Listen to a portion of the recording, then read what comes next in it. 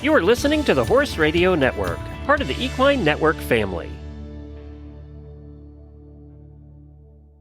This is episode 755 of the Dressage Radio Show on the Horse Radio Network, brought to you by Kentucky Performance Products.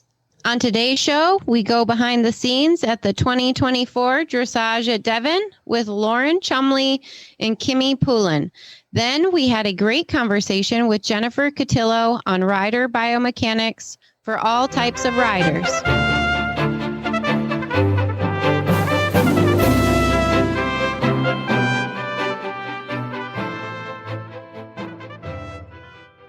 This is Reese Koffler-Stanfield in Georgetown, Kentucky.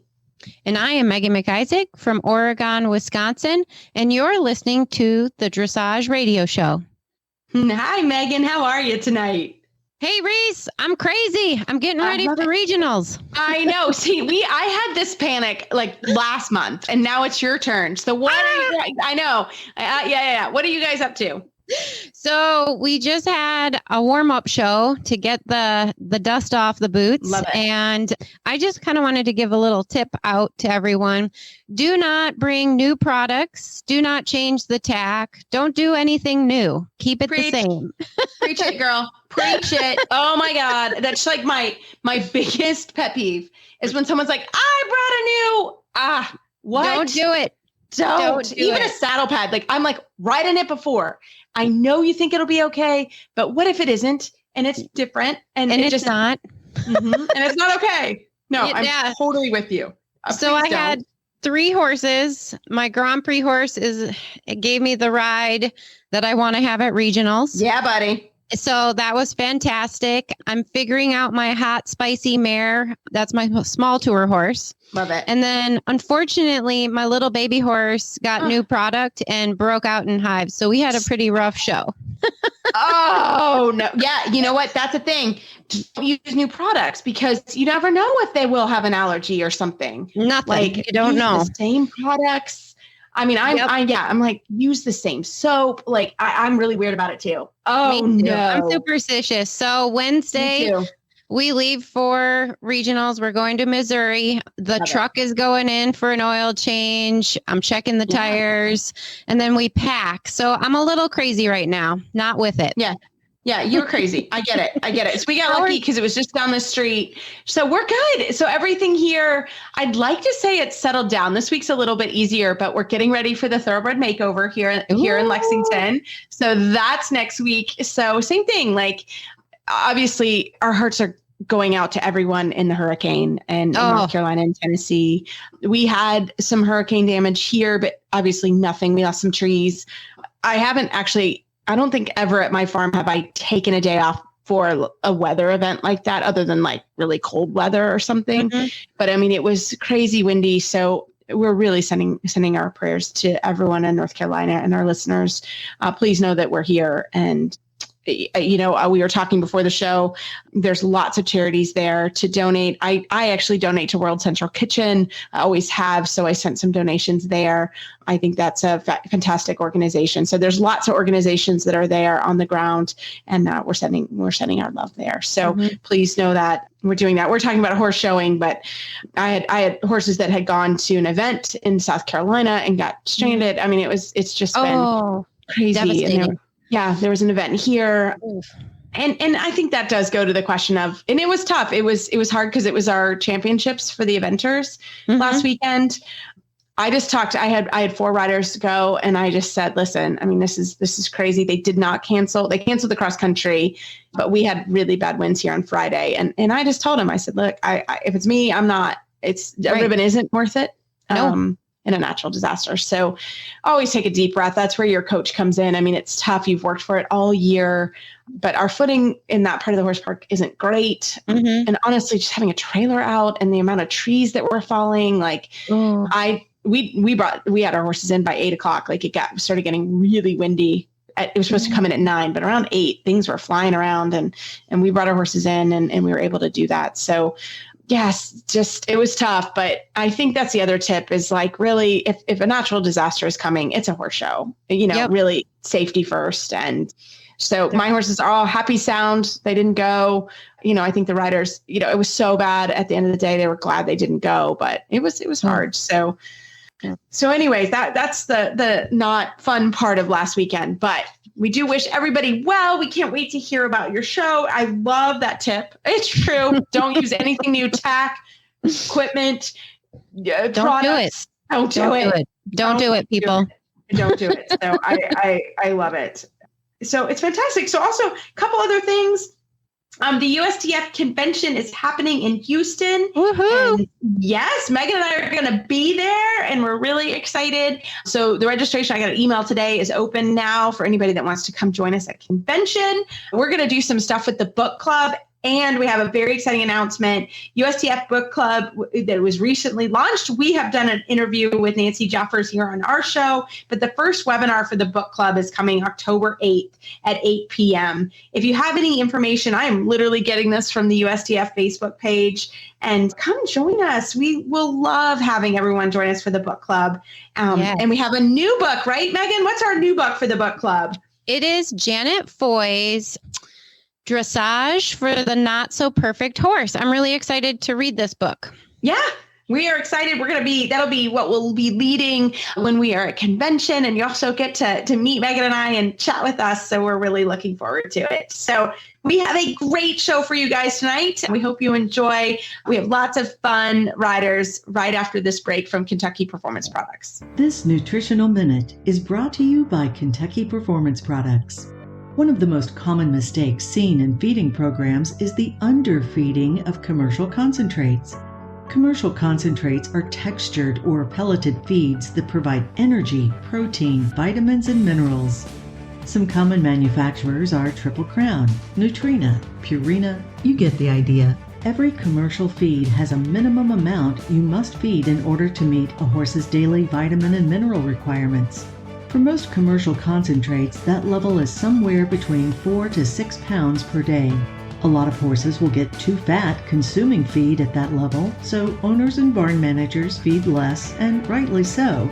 It's not healthy for a horse to get too fat. However, if you are feeding less than the recommended minimum amount to your horse, you are not providing your horse with adequate nutrition. Microphase Vitamin and Mineral Supplement from Kentucky Performance Products can solve your problem. Microphase can be added to the diet as needed to fill in the nutritional gaps.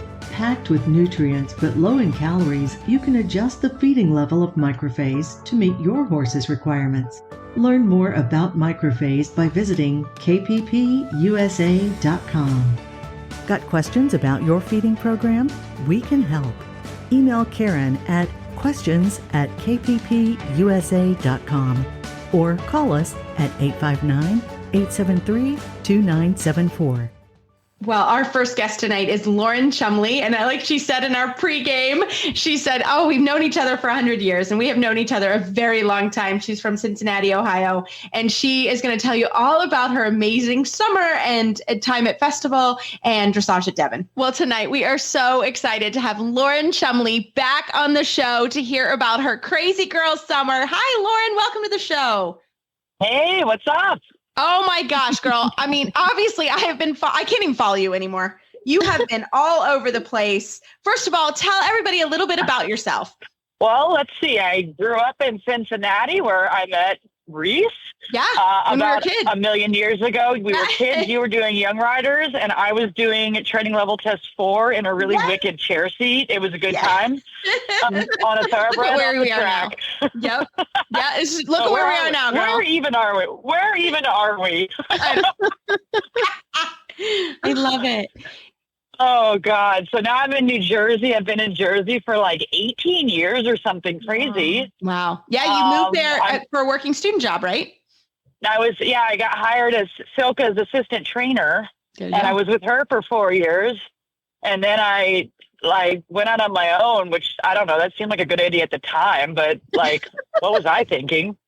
I'm still trying to figure that out. I was like, who's going to pay for the toilet paper? Oh, it's me. Right. I have to. So yeah. So I'm out here trying to be a horse trainer, and we do a lot of attempted horse training. I show some horses sometimes, and we do a lot of sales, and I have a huge working student program. because I love to help young professionals because I just think they're really cool and it's the future of the sport. And I think we really have to focus on how to train young horses to Grand Prix in this country. So that's kind of my dream and my goal. And sometimes they make some money, but not a whole lot. But I do have a lot of fun. And this summer you have had quite a lot of fun. Yeah. This is a crazy summer. I've had like a really cool year actually. And it started out in Florida and it's just kind of kept rolling and it's been super fun. Tell us about your cool year. Oh, well, in Florida, so I got, they put me on the emerging horse list and my older mare is now on the development list. So I got like double listed, which is pretty cool when you're used to riding thoroughbreds from Ohio and you're like, okay, this is cool. So, I had a little bit, I did a lot of training this winter with, I rode with Michael Bragdell, and it was great because he was, 25 minutes away. So I rode with him. I had like 6 lessons a week with different horses because I have a whole string of horses that are all, we bought them all as foals. We started them and now they're all growing up. So a few of them are at Grand Prix. We got some small tour, 4th level, 3rd level, like they're all over. It's just been really, really fun. So we got to work a whole lot with him this winter. I got to work with Christine Traurig and Charlotte Bradall, who was amazing. They were both so helpful this winter. Being on the development program has been amazing because you get access to this like amazing, incredible coaching. Tell us how super cool. You get on the list for our listeners that may not know. Well, I've been doing young horses my whole life because like a lot of people, there is no money to go buy an FEI horse. There is still not money to do really anything. But we make it work. But yeah, so we were, I was always riding young horses, and then I started to buy some babies because, I'm really, really, really close friends with Alice Tarjan, and she was buying babies, and she's like, you got to buy babies because they're cheap, and then you can train them, and if they're not quite quality enough for what you need, you can sell them and make money. And I'm like, oh, that sounds easy. Like, I'll do that. So I bought some babies, and I didn't sell them. I kept them, and now they're all at FEI, which is really cool. And then the first foal I ever bought is Lilu Dallas. That's my first, I call her my oldest child. We started her. I bought her off a video. I never go and see them. I just buy them. Wow. Off their lines, because I kind of feel like you can't really go wrong. You can, whatever you get, if you can train everything to FEI.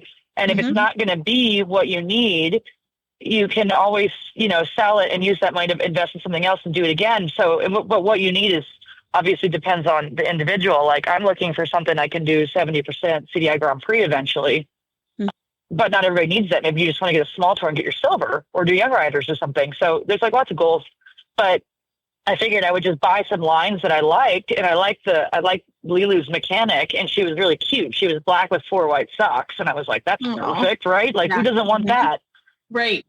And so I started with her. That was the first one. And she's been just really, really a great horse. Like she's really cool. She was not a big young horse winner. I did the young horse stuff with her because I think it's really good exposure for the horses. And it's always nice. You get as much press at Lamplight as you do winning a CDI at Global. So yes, I think it's a really good, career thing to do is to do the young horses if you can. And I like the whole process of it. I like the feedback from the judges. I just like the whole thing. And I still do the young horse stuff. So, she wasn't a big winner at the young horse. Like I didn't even try at 4 because she wasn't really trained enough. And then at 5, I didn't go to Lamplight with her at 5. She didn't make it. She was like rank, 150th or something, like, because she's not a spectacular mover. She's got an average walk, like pretty cool trot. Like she had a good mechanic. So I was like, that's kind of fun. Maybe that'll be cool. Yeah. And then the canter's like kind of not the best, but I just kept training her. And we did make it to Lamplight at 6-year-olds, and we were dead last. We were dead last because we were like 4 beating in the canter, and I was like, oh, this is probably not good, but we did it anyway. And we got a neck ribbon, so that was fun. Then I went back at 7-year-olds last year, and we were dead last. And, it was fine. She was green. It was like 3,000 degrees last year at Lamplight, and it was so hot. It was awful. Yeah. And she's kind of like really round and kind of fat and black and hairy. So she was like, it's hot. So it was hot. I kind of like, come on, we got to do it. We did it. It was not the best, but we did it. And then this winter, we started last year, like with the basics of Pied Passage. And I was like, oh, that's where you're going to shine. The Piaffe Passage is like, it's incredible. Awesome. Like, she has such a good mechanic for Piaffe Passage, and her canters are for average, but her flying changes and her pirouettes are really, really special. So you pick up a lot of points if you can do a canter pirouette, I've learned. So I've been trying to learn how to do canter pirouettes for a really long time because, Michael's like, hey, if you can canter pirouette, you can walk for a 6.5, because her walk's pure, but it's not, there's not a lot of overtrack. It's pretty average. Right. So I'm like, okay, well, I guess I better learn how to canter pirouette because I can't make her walk bigger. So I've been attempting to learn how to canter pirouette for a really long time. And poor Michael is like, that man deserves like a medal for trying to teach me how to pirouette on like 27 horses. But I think I'm getting the hang of it. Clearly, I think you are. Because y'all did okay at Devon. So you just had a good Devon. Was pretty good. Yeah, I had a great Devon. But yes, you did. Yeah, so Lila went from like last place in all the young horse stuff, and then last year she was 7 last year regionals, and we did a prix St. George, and it was pretty good. And I was like, that was a pretty nice test. Well, she got like a 70, and I won the championship, and I was like, oh, that's kind of cool. So I guess we'll go to Kentucky. So then we tootled out to Kentucky, and I had a pretty nice test out there too. And I was like, oh, I think that was a good prix St. George, and then I won that. Like, oh, that was really cool because she's only 7, and she won all this stuff.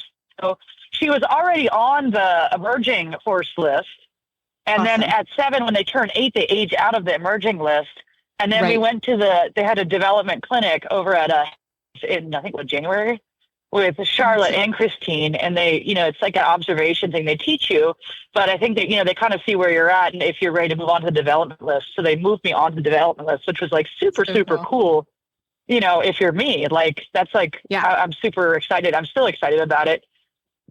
So that was really fun. So that's how she got on the development list. And hopefully we can continue because her Piaffe Passage continues to develop and her ones are really, really cool. Like, it's going to be a great Grand Prix horse. Yeah.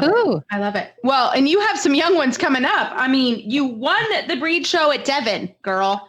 Holy smokes. I love the breed show at Devon. I know everyone's like, why are you there? I go to Devon from Monday to Sunday every year. And you live there. I freaking love the breed show, and actually Material, because Material is like my favorite class. And no joke, my entire goal in life is to go to Devon and do at the same show. I want to ride the 3-year-old Material and the CDI Grand Prix. That's like my goal in life. Do it. Do that. You're on your way. Happy. I'm getting there. I just need a little bit more time because I had to grow them. But they're coming. They're coming. You got it. And so you're I don't normally do the in-hand. Yeah, I don't normally do the in-hand stuff, but I had him last year. We bought him as a foal. My client, Joe Kosick, and I bought him as a baby. He is out of a jazz mare that is the same. It's the mother of my Masterful Dream horse, who is on the emerging list. I love the mare. I've had a bunch of her. I basically buy everything that comes out of this mare because I think it's a fantastic mare, and she's a great producer. Like, incredible hind leg, great mechanic for the Piaffe Passage, and I love that. And they're jazzes. They're a little bit hot, right? Which, if you can hang on to it till they're 6 or 7, you're going to be great. But yeah, so we bought this colt because I wanted to have one colt. I want to have one stallion. We have stallions at the farm that are client-owned stallions, but I want to have one that was mine. I just wanted one stallion because more than that's a lot of stallion. I just wanted one, and we were like, this is the one. And we bought him, and then at 2, I was like, oh, he's really pretty. Maybe we should put him in the breed show. Like, he's like feral out in the field, right? And I'm like, I think we should maybe take him to Devon. That could be fun. And everyone's like, what are you doing? And I'm like, well, he's pretty. And I think he trots nice, right? And he has a good walk. So, we would like put a bridle on him and ran him around a little bit. And I was like, I think this will work. Like, my poor working students are trotting this 2-year-old feral monster up and down the arena. They're like, what are you doing? And we hate this job. And I'm like, just trust me, it'll be great. So we took him to Devon, and he got our grand champion last year. That was pretty cool. Crazy. And we won some money, and the breeder was there. It was like the whole thing. Yeah, it was pretty cool. We won a bunch of money. Like, where do we win money? I thought that was fun. Like, I actually got a check. I was like, whoa. Breed shows are cool. I would have paid. Yeah, I would have just. I did. I like sent it straight to the vet. and then this year I was like, you know what? I'm going to take him again because he's really pretty now. Like, he's beautiful. He's just like beautiful stallion. And I took him this year, and then I was trying to lead him around on Monday, and I was like, I don't think I like stallions anymore. Like he's big and he's like, just like really love this. So anyway, poor Turtle, Bruce Griffin, Turtle, he handled him for me. He did a beautiful job. He won the whole thing. And he was awesome. It was fun. And he would be like, do you want me to come get him in the stall? I'm like, I'll get him halfway and then you take him. Yes, please. Oh, that's awesome. I said, this is a good boy job. This is a job for boys. Take this horse. Yes. Yes, please. Take it. It's wild there at Devon. You're brave. I love it. No, I love it. It's so fun. It's like just the right level of chaos for my brain. So it's just so, and I love the 3-year-olds. And I didn't have a young horse to ride in the material. So I literally made a post on Facebook that I wanted to catch ride something. Okay. That's the level of nuts I am. And then my friend Hannah sent me a 4-year-old to ride, a great 4-year-old that she'd bred from her program. And I showed him and he got some ribbons and it was super fun. So it was great. But I catch rode the material at Devon. It was a blast. Oh my gosh. I love it. It's so fun to hear. I mean, I kept seeing the Facebook posts and you had Nicholas there, which Nicholas is like, my niece always asks about Nicholas. Gets a vacation, man. Nicholas did everything this year because they called me, because the people who run Devon, they know that I'm like up for all kinds of craziness, right? So they're like, last year, they're like, we need a horse to the dance off. So I was going to take Nicholas, but he actually got sick like 3 weeks before Devon. I had to scratch him. So I ended up subbing in Lilu, which was hilarious. Yeah, exactly. I rode my 7-year-old. I was supposed to be for Grand Prix. And I was like, I can sort of pee off, but not really. Yeah. But it was fine. But like that, and then they had this year. They call me back and they're like, "Hey, do you want to ride in the dance off?" I'm like, "Oh yeah." Yes. Is the Pope Catholic? Yes, I do. Yeah. So any opportunity. Explain the dance off. I've never seen it. Yeah, I've never seen it. What's the dance off? It's ridiculous. It's so fun. So this year there were 4. There's always 4 of us, and there's always me and Jim Coford because obviously, right? Yeah. Like, who are the like idiots of dressage? Me and Jim. So with always us, and then we had Lauren Samus. Who won last year. And then they had Silva this year, Silva won the whole thing. She was amazing. She did a great job. It. So it's like a collaboration with this string quartet and these break dancers. And it's like this whole, it's so fun. And this year we all had a theme and they were like decades. So Jim was the 70s, like obviously, but I was the 90s, obviously. Yes. And Silva had the 60s and she had the best, like she had, obviously, they have a little bit more resources than some of us. She had a whole team. She had this costume on this horse. There was like a pink breastplate with flower power all over it. Oh my God. She did amazing. It was awesome. Awesome. So yeah, then you go in and they play music from your decade that your theme is related to, right? Mm-hmm. And you are basically you're supposed to like make up a freestyle on the fly. Oh, I love it. Fun. But it's only like 60 or 90 seconds. So, and then like, so Jim and I go first and we do trot. We do our stuff is supposed to be the trot, right?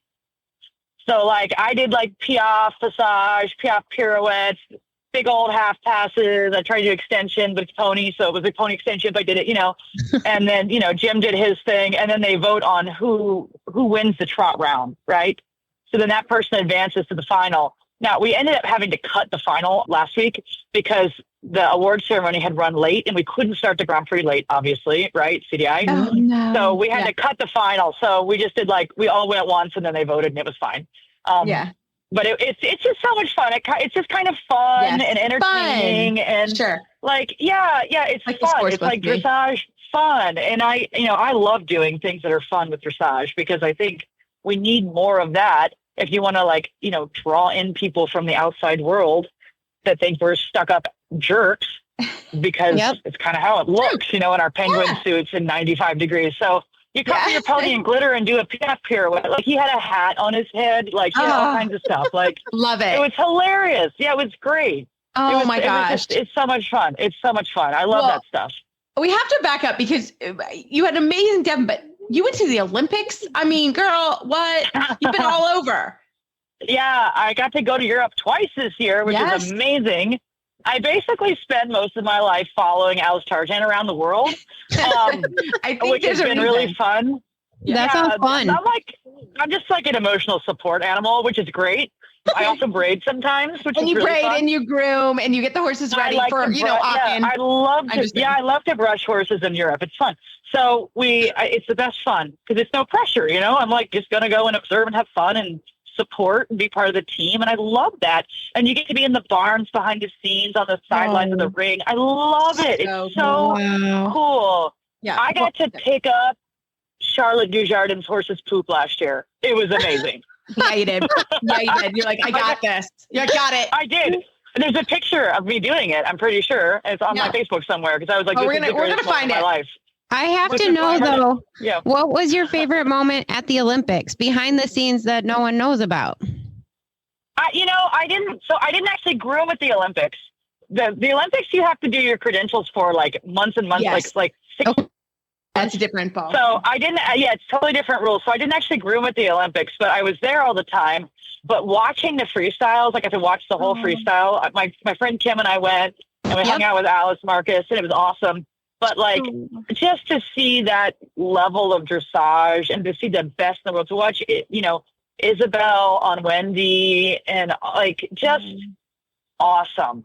So cool. And Hans Peter, all these incredible riders, just to see them because watching it on Clip My Horse from my kitchen table is cool.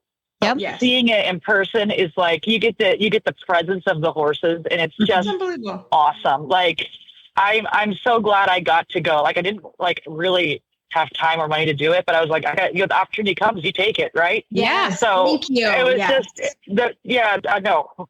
I'm always doing that craziness. You are. You're really good about that, though. But no, that's such a big thing. I should probably rein it in a bit, but I love to do that stuff. Yeah, but it's just when are you going to get this opportunity again? Right. Never. And you may never. Yeah. You may never. So I'm, and like everyone always tells you, tomorrow is never promised. So I'm going to do it today. Right. So awesome. I'm a big fan of that. And that's actually something I've learned from Alice. So, with her, cancer history and everything. So I'm like, let's do it. We're going to go, we're going to do it. It's going to be great. And it was great. It was awesome. It was such a great time. Versailles is an incredible time. Never been to France before. Mm-hmm. Oh my God. And we were in Versailles most of the time. We did go into Paris, which was cool we had one day that we didn't have tickets to anything. So we went into Paris and we did little touristy things. I got to see all the stuff, the Eiffel Tower. It was so cool.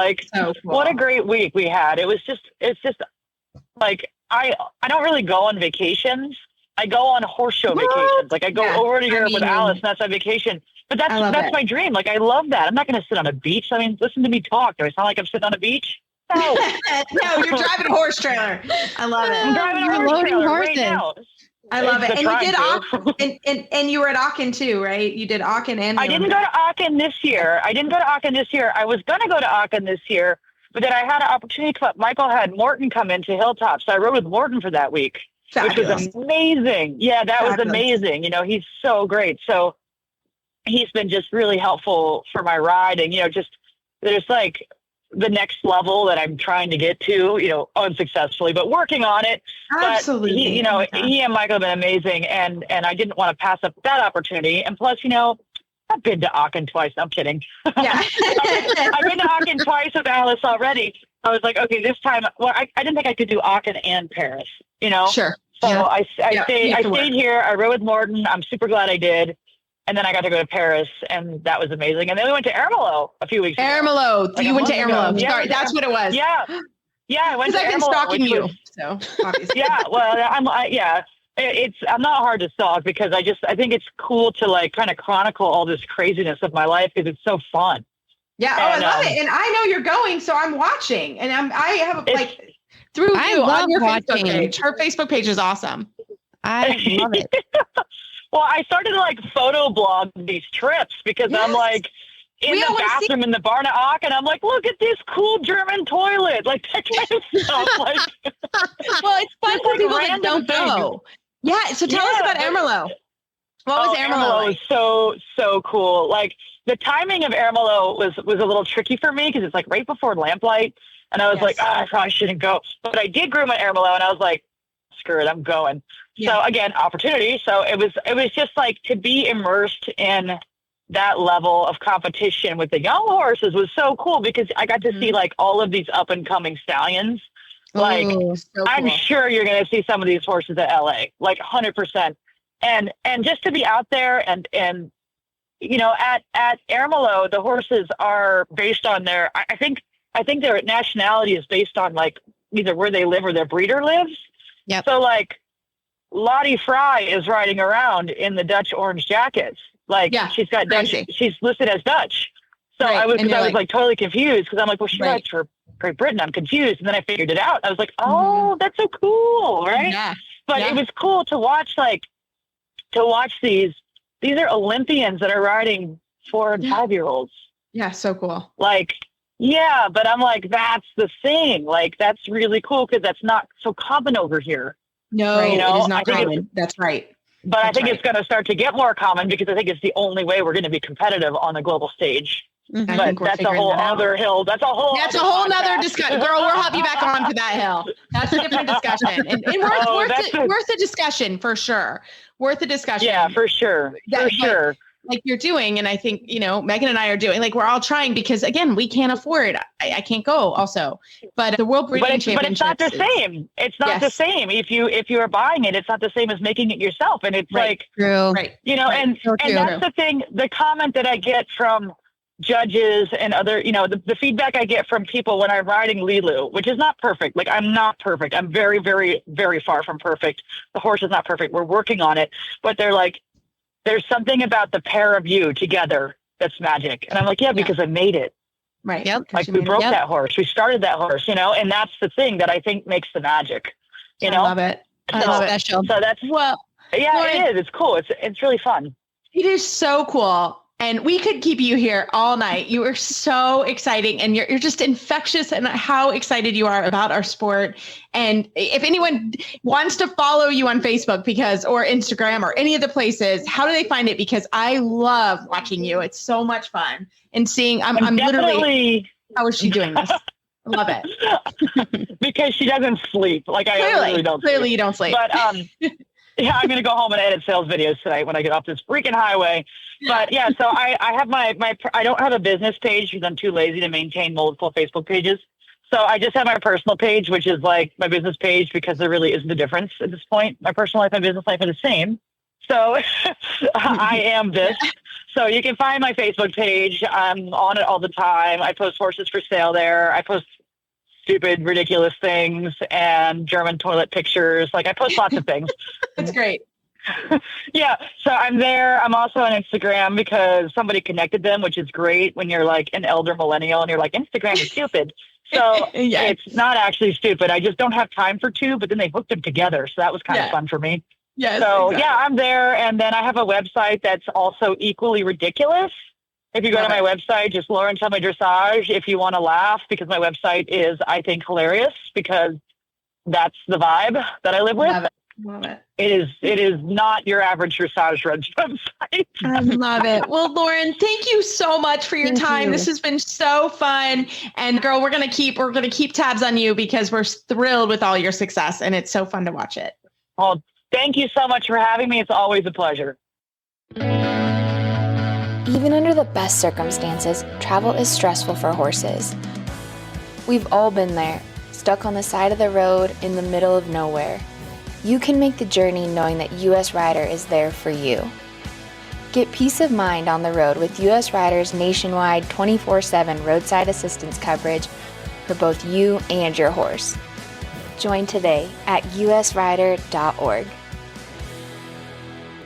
Well, tonight we are very excited to have Kymmy Pullen. She is an international Grand Prix rider and trainer based in New Jersey. Kimmy, welcome to the show. Thank you for having me. Well, we are thrilled to have you. And you, first of all, we want to introduce you and we want to talk about your amazing Devon. So first of all, Kimmy, tell us about yourself. I work for Lauren Chumley and I've been riding since I was 11. I started with hunter jumpers, but I quickly fell in love with dressage just because of the detail-oriented nature of it. And that was in Texas. So I moved to the East Coast in 2010 and I've never looked back. I love it here. So, yeah. Awesome. Well, you had an amazing Devon experience. I want to hear what your favorite moment was. Ooh, definitely the Grand Prix freestyle. That was incredible. Yes, girl. And what was it like riding in the lights and at Devon? Tell us all about it. I love Devon. Oh my gosh, Devon is my favorite horse show ever. There's this atmosphere and this vibe there that's just, you don't get it anywhere else. And it's, I don't know, it feels very close and like it's a family thing and not just like you're going to a horse show and everyone's serious. And, you know, it's really cool atmosphere. But my favorite thing, definitely this year, the Grand Prix horse I was riding, Hot Date. Mm-hmm. He can be a little bit variable in his performance. He can sometimes get nervous and not do all the things I know he can do. And this last weekend, he was phenomenal. He blew my expectations out of the water and just far exceeded anything anyone ever thought he could do. So that was amazing, especially since I've decided after this year, after regionals and hopefully finals, that I'm letting him step down to our working student and letting him do young riders with her. Wow. So for him to have that kind of finish was just amazing. Perfect. So perfect. Well, tell everybody a little bit about Dressage at Devon, why it's historic, and if you've never been there, and kind of walk us through what it's like to ride there at night and be a part of that whole experience. So it's a very old showgrounds, and it's super famous for the Hunter Jumper show that they have in, I think it's the spring. They have several different ones, but you definitely have this old traditional feeling, and the riding under the lights, there's always a ton of people in the stands, and especially this year the Grand Prix for the freestyle had 21 riders, so that might have been the biggest Grand Prix class that they've ever had. I'm not sure, but certainly up there if it's not the biggest. So there's always a lot of people in the stands, and they're cheering for you, and they get really into everyone's performance. And it's just, like I said, it feels like you're there with family and everyone's on your side, and it's a really great feeling. Oh, I'm so glad you had that as your last CDI. I just think because I've been watching you on Facebook, big fan since we met at regionals, and I'm so excited for you. So congratulations. Tell us about your youngster. You also had an amazing show with him at Devon. Yes, he is literally perfect. There's not one thing wrong with that horse. He is a pleasure to have, and he was incredible. He was very good at Festival. We had a great result at Festival of Champions. And then we came to Devon, and he just stepped it up a whole nother level. And as we all do in this journey, we figure out the horse more and more. So I've figured out a better preparation for him. He's a pretty hot horse. So I usually pre-ride him, nothing crazy, just stretch him and get him loose. And that seems to really help to then pull him out later and warm him up, not for a super long time, and go in and he's really focused and relaxed. It's right but there. He's so great. I love that horse. Tell him, what's his name? What are his bloodlines? Did you breed him? Who's the breeder? Tell us all the things about him. His name is Mojito, and his sire is Grand Galaxy Win. And he's out of a Rodea Montmare, and he was bred by LeBear Stables. I'm probably saying that wrong, but that he was actually bred in Belgium. Oh, and then I got him from Denmark, and I bought him sight unseen. I actually fell in love with him over a video of him lunging as a 2-year-old, and he was actually. Isn't that great? What did you see in him? Yeah. When you look at that 2-year-old video, what'd you see?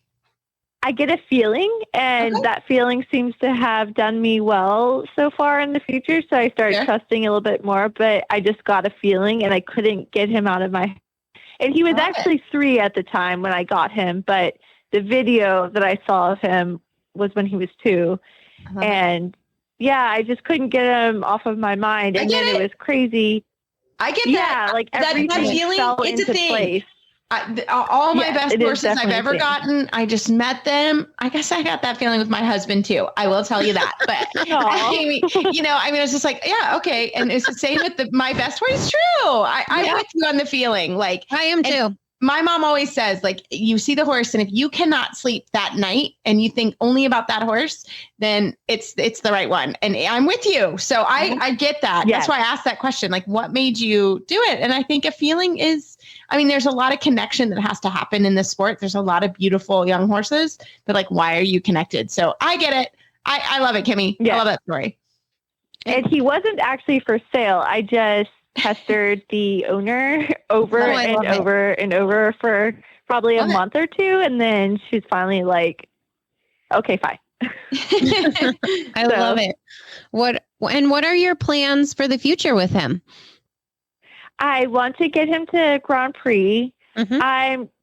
At the moment, I'm just waiting to see where he's at. He gets pretty hot in the changes, not crazy, but he wants to do perfect all the time. So he overachieves, and I want to make sure I don't overface him, which would be a very easy thing to do because he tries so hard. So I'm letting him tell me what to do next. I would like to do developing Prix St. George next year in hopes for festival, which I think is doable, but whatever he is up for, because I do not want to get greedy and blow his mind, because that would be a very easy thing to do. He's pretty hot and sensitive. So love it. Yep. Well, I love it. Such a good way with a young horse. It's like, let's see where this journey takes us. And I think that's so cool. Yes. And what speed it takes you. That's the important thing. Is some people are like, no, you must do this now. And then the horse is not ready, and then it backfires. And I think it's great. I think it's awesome. Well, Kimmy, how can our listeners follow your adventure with him and follow you online? Because it's going to be so fun to see how you develop this guy as well. I post a lot, almost every day, on Instagram and Facebook. My Instagram is Kimberly Ray Dressage. And then I'm Kymmy Pullen on Facebook. So that would be a great way. I always post stuff on my stories and in my feed. That'd be a very easy way. I love watching you on Facebook. I have been rooting for you since we met each other, I think in 2014 regionals. So I'm so excited. I can't wait to see you at Lamplight if he's ready next year. Yes. Yes. We're going to be cheering you on. Recharge your training program with Equestrian Plus. Equestrian Plus brings together top riders, trainers, and professionals onto one video platform. Watch over 5,000 how-to training videos, clinic and event footage, exclusive training sessions, and more featuring top experts including 5-time dressage Olympian Stefan Peters, 5-time Olympic show jumper Ann Krasinski, Olympic eventer and silver medalist William Fox Pitt, and more. Join Equestrian Plus now and use promo code HRN15 for 15% off your first month. Visit EquestrianPlusPLUS.com to subscribe. This week's trainer tip will be from Jennifer Kotylo talking about rider biomechanics. Well, tonight we are so excited to have Jennifer Kotylo. She is a movement and body awareness specialist for equestrians. Jennifer, welcome to the show. Thanks so much for having me, Reese. I'm excited to be here. We're thrilled to have you. Well, tell us a little bit about yourself. Well, I have a really weird background that will probably take up too much of your show to really tell the whole thing. But I have loved horses and ridden my whole life, but I'm also, I tell people, the world's worst athlete. And so riding never came easy to me. So I really had to really train my own body to be the athlete that I finally figured out I needed to be in order to ride well. And so that started me down a whole path of discovery. It's really been lifelong learning. So I finally figured out that I needed to find a way to make my body better, to be the athlete that I knew I needed to be. And once I discovered how to do that, I thought it would be a great thing to share with other people. And that's how I got involved with what I do. And Jen, can you tell us about Eckert Miner? Because I love that part of your story and how you shared it with myself. Sure. I'm actually going to start back a little before that. So how I really got into all this work was I started doing Pilates. Now, in today's world, Pilates is all over the place. But when I started it, especially in the Midwest, it was not. And I really learned that Pilates back in the day was body re-education, but it takes a lot of time and a lot of dedication and a lot of precision. And fast forward a few years, and this man named Eckert Miner came into the picture. He is a German physiologist, who works on movement and really worked mostly with their racket sport teams. So their Olympic, ping pong, badminton, tennis, all that kind of stuff. But his wife was a rider. And he used to watch all the ladies that ride and kept thinking, I think I could really help these people, and sort of started along that path. And what he really works on is mind-body connection and neuro connections, and how to really make a body remember all the things that it really knew how to do back when it was a little kid, but we've sort of forgotten along the way. If you look at little children, they sit up with a very lovely erect spine. We all know they can put their toes in their mouths. They're very flexible. They can reach forwards and backwards and up and down. And to be a good athlete, you need to be able to do all that. Maybe not put your toes in your mouth, but you need to be the best athlete you can possibly be. And so he opened up a whole new world to me, that you could do some funny little things to reconnect your brain and your body and make huge, profound differences. So one, I love to show people that to really explain how powerful this is. We all know as riders that a horse, to feel really good in your hand, needs to be supple and soft in your pole. And one of my theories is that we mirror our horses and our horses mirror us. So if my pole is stuck, and we have a pole too, it's at our occipital joint, if it's stuck, that our horse is going to mirror that as well. That lack of throughness that we feel when our horse is stuck in his pole is the same thing with us. Our movement isn't going to follow beautifully through our bodies if our pole is stuck. So how can we do that? Well, one funny little way to do it is to sit and just move your eyeballs left and right and left and right and left and right and left and right. And if you do that for 3 minutes, I'll say 3 minutes, the amount of pole suppleness, i.e. you can look right and left, can increase easily, quickly, in 3 minutes by 50 to 70%. I mean, it's really amazing. If I could figure out a way to get horses to hold their heads still and have their eyeballs left and right and left and right and left and right, I'd really be onto something. I haven't figured that out yet, but I'd love to. I think that's awesome. New training tips. I love it. I love it. So, Jennifer, tell us, okay, I can totally feel what you're saying, because I am not an athlete. At the end of the day, we have a joke in our family because my dad tried to make me play tennis and I can't run. I really can't. I'm not very coordinated. I'm clumsy.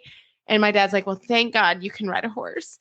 And I tease him because I'm like, look who became the professional athlete of the family, me. And I'm actually the least athletic off the horse. So yeah, it's a big joke in our family. And I literally hate tennis, y'all. I just hate it. I can't, the smell of tennis makes me anxious.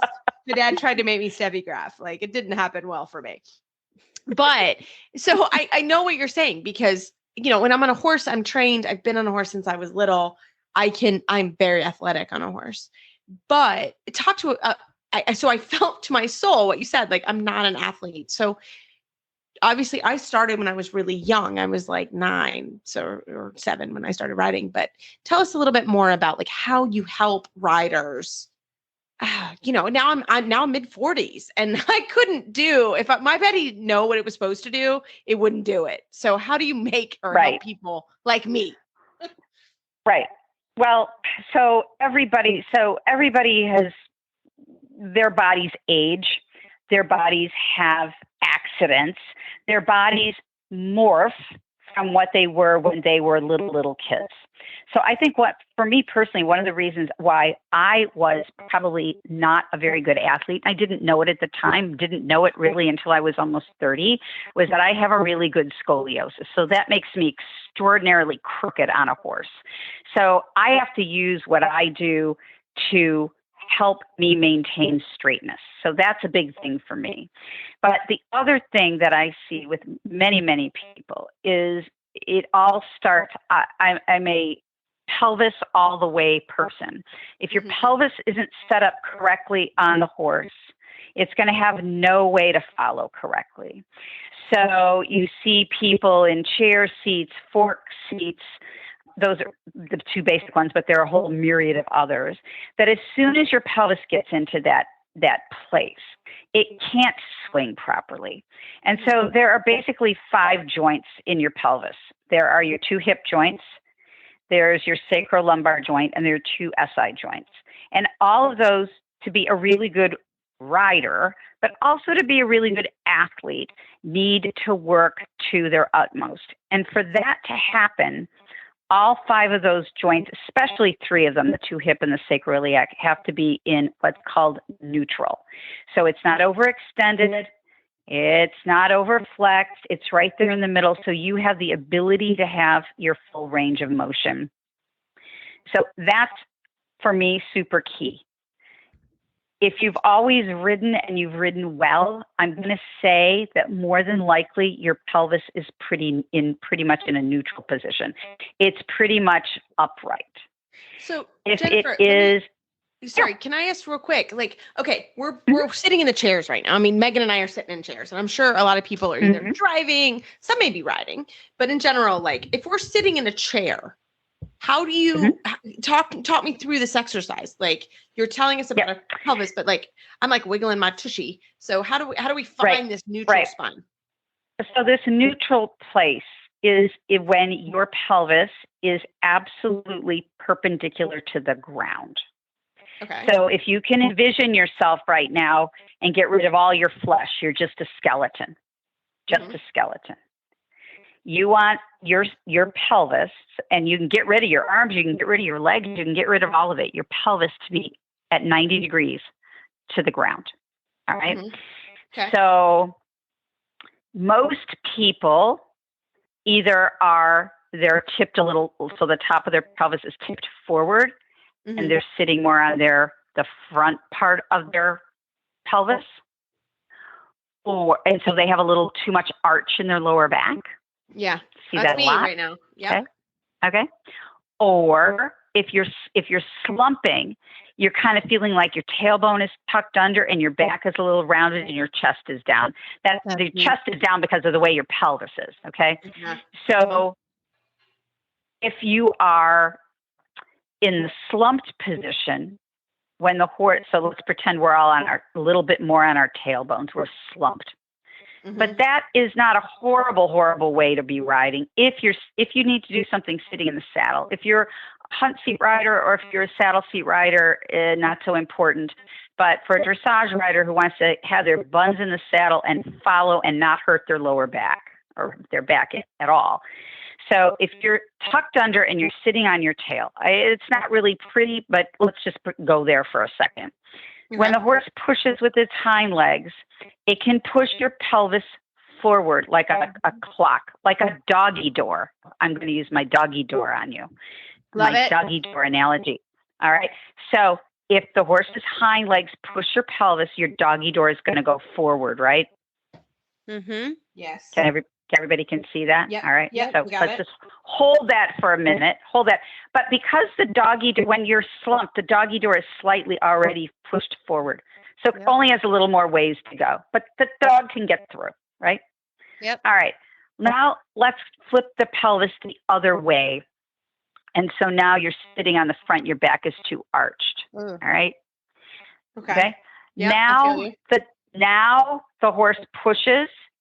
It pushes into the doggy door, but the doggy door kind of rams down into the floor. It can't swing through. It gets stuck because it's in the wrong spot. Can you see that in your mind's eye? Yeah. Yep. If the doggy door, i.e. your pelvis, is at 90 degrees, when the horse pushes, that doggy door, that pelvis has the maximum opportunity to swing through. And that's what we want to be able to sit our horse. Does that make sense? Yes. Yeah. I love it. I'm going to use this on my students. Right? Oh, it's a good analogy.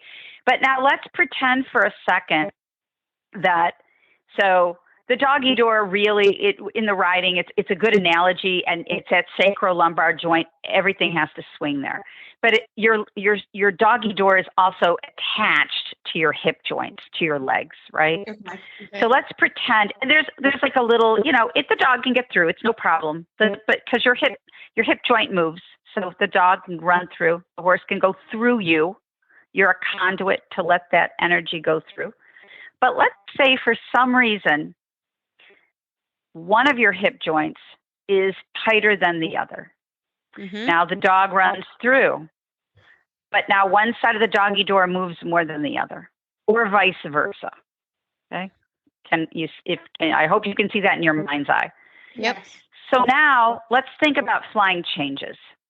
Oh yeah. If I have if I have a doggy door that swings more through to the left than the right, how is that going to affect my flying changes? When I go from left to right, let's say my right seat hip isn't working as well as my left.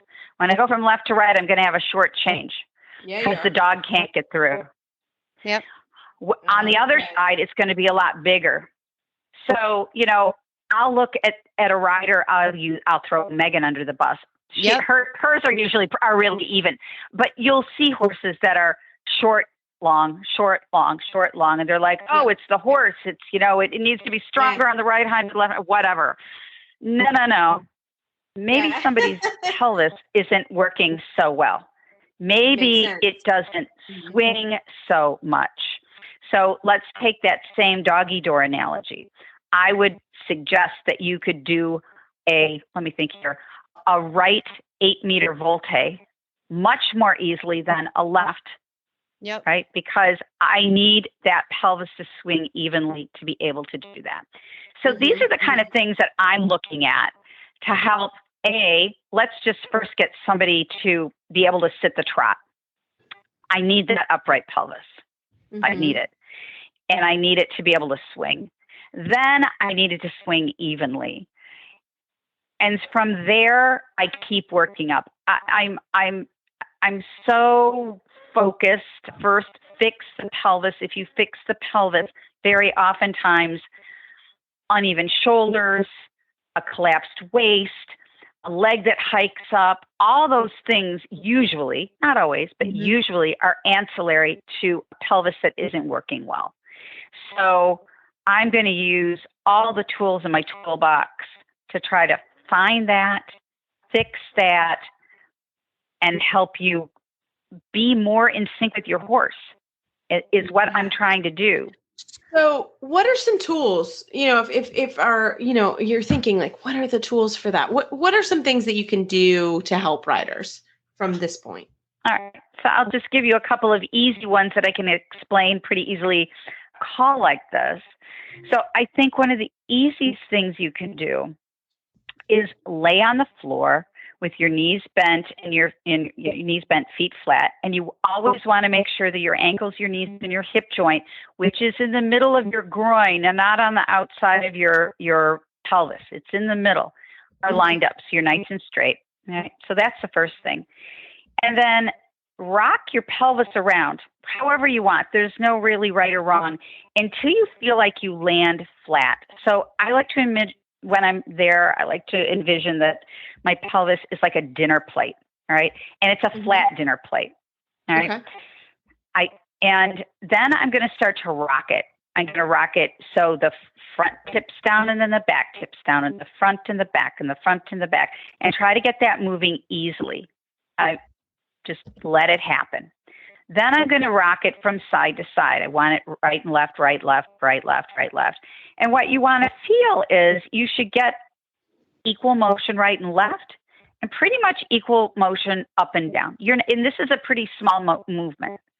You just go, okay, I can feel that. It's all working. Then what you're going to do is you're going to start to slowly, you're going to lift your tail, curl your tail under, so your pubic bone will come up, and you're going to start to slowly roll up one bone at a time, basically to, I'm going to say, the bottom of your rib cage. Again, not really far. And then you're going to slowly lay it back down. So you want to start to be able to get some spinal mobility, because a couple things are happening there. Your hips are getting motion, all your spine is getting motion, your lumbar is getting motion. Then what you want to be able to do, and I think this is a great exercise for riders. From that upward position, so now your buns are up in the air, you want to try to keep your ankle and your knee in alignment and just tap your right bun down and lift it up. And then your left bun down and right, left, right, left, right, left. So if you think about it again, when we're riding, our legs in a perfect world stay still and even on the side of the horse. And our bottoms, our pelvis, follows the motion of the horse, right? And more than likely you'll go, oh, it's a lot easier to get my right bun down as opposed to my left, or whichever. Acknowledge that and know that you have to work. Acknowledge that your upper body is going to stay still when you're doing this, right? Because that's just in the position you're in. So I think that's a fantastic exercise. It's simple. Anybody can do it. You don't need any special equipment. You don't need to go to the gym. You can, be in any clothes and you can work on this. I think it's absolutely a super one to do. Awesome. I think when you come to my farm next, I want you to show me how to do that. My next question was going to be, I just wanted to share with everybody, you also take people off the horse and you have a Balamo chair. And can you tell us about that really quick? Yeah, sure. So Eckert Miners developed this Balamo chair. And if you envision a little stool, I can change the height of it, but a little stool that sits on like a big ball bearing. So there's no flat place on it. It can move 360 degrees all over the place. And it is set up to help people learn, again, proper pelvic movement. So you can sit on this chair and push it forward and back and forward and back. And I always, whenever anybody first gets on it, I warn them that it will buck you off. So you need to be very, very careful. People don't believe me. They're and I've caught hard. many a person from like falling off of one of them. But again, it really helps explain. It's not funny when you say, don't do it. True. But it really does start to re-explain to your body all the ways your body could move when you were 2 and 3 years old. We don't do this stuff. We're in a very linear world. We walk forward and back. We don't twist a lot. We don't go side to side. But again, to be a great athlete, your body has to be able to do that. I'm old enough to think of what my favorite athlete of all time is, Michael Jordan. I'm not even talking about a rider, but if you watch that body in motion, the way it can move and react, and it's graceful, it's athletic, it's a wonderful thing to see. And I'm not saying that I could ever be Michael Jordan, but there is in us, and I truly believe this because I have come back to that everybody has that innate little child ability to move, and we can find it again. And that's what's so exciting about Eckert. So then to go back to Megan's question, one of the things that I do in a clinic was I love to have auditors because I like people to really find their eye. I want them to go, oh, yeah, I see what she's saying. I see how this is affecting X, Y, and Z. And we'll look at somebody. and say, so what do you see here? What's stiff? What's not working well? And I will get the person off the horse. I might do acupressure on them. I might do a little mini massage. I might put them on my Balamo chair. I might get them little exercises. I might teach them to skip, which is a great way to teach people how to canter. People who can't canter probably can't skip. Oh, that's Check it out. interesting. I know. Oh, yeah, I know. I'm right. Yeah. And then we'll put them back on the horse, and we watch the horse go.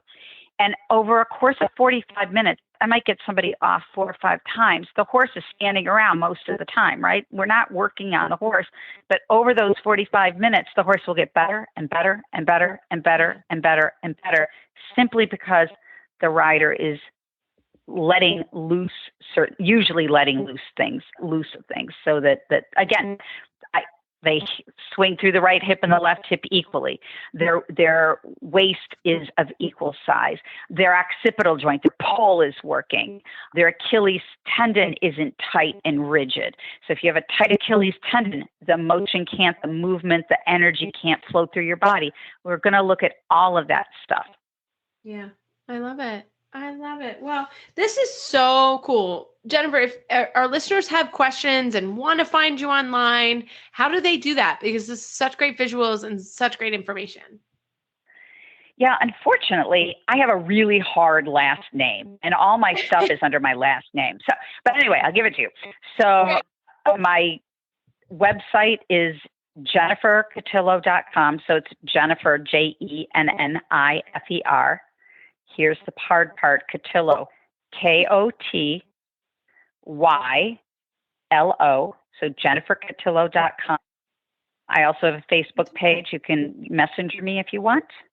And good stuff. I'm gonna work the buns, the right down, left down. I'm gonna try that tonight. That was awesome. So thanks so much for that. It's fun. It's really good. It's really good, and it will help your lower back too. So, and here's the other thing about what I do. I do it for horse people, but all the stuff I do is good for everybody. Not everybody, but everybody. So anyway.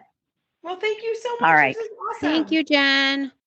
Well, Megan, we wish you and everyone else that are going to the regional finals, there are a couple happening this week and a couple happening next week. We wish you luck. I'm not going to lie. I'm glad I'm done and staying home, but we're wishing you guys luck.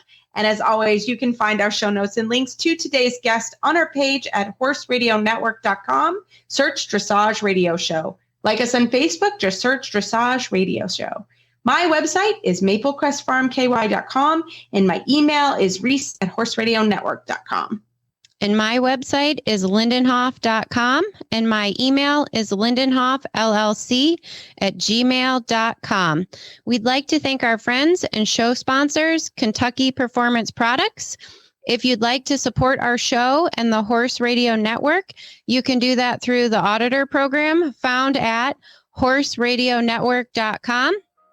Keep on kicking on until the next show. Talk to you soon.